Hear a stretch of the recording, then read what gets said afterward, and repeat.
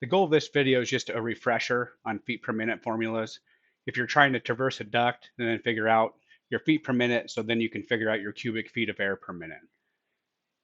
It's not an exhaustive approach. This is just supposed to be a quick, let's go over the formulas, and I will post the information in the description that I'm going over here so you can use it as a refresher.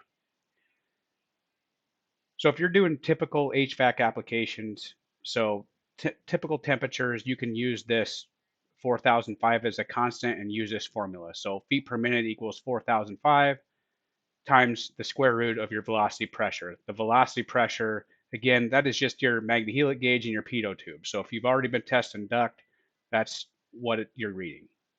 So for example, if you read 0.025 inches, then you take your 4005 times the square root of 0.025 inches. So 4005 times 0.1581 equals 633.19 feet per minute if you're using standard air.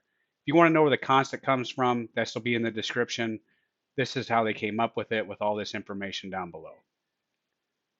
If you're doing unique applications like it's really high temperature, you have a high altitude, then you might need to use this formula, which is feet per minute equals 1096.2 times the square root of your velocity pressure. Again, that's your Magnehelic gauge reading divided by your specific density of that air at that temperature.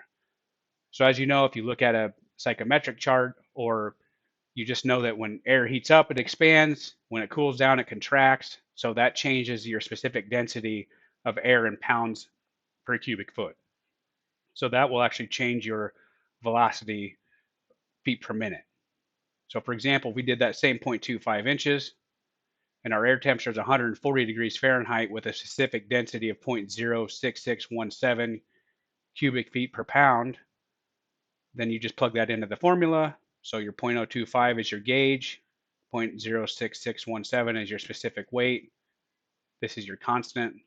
So step two, you end up doing 1096.2 times 0.6146. So your actual feet per minute is 673.8. So you can see that that's slightly higher than your other one, which was a lower temperature, say it was 70 degrees Fahrenheit. I'll post this in the description also. The 1096.2 constant comes from this information down below.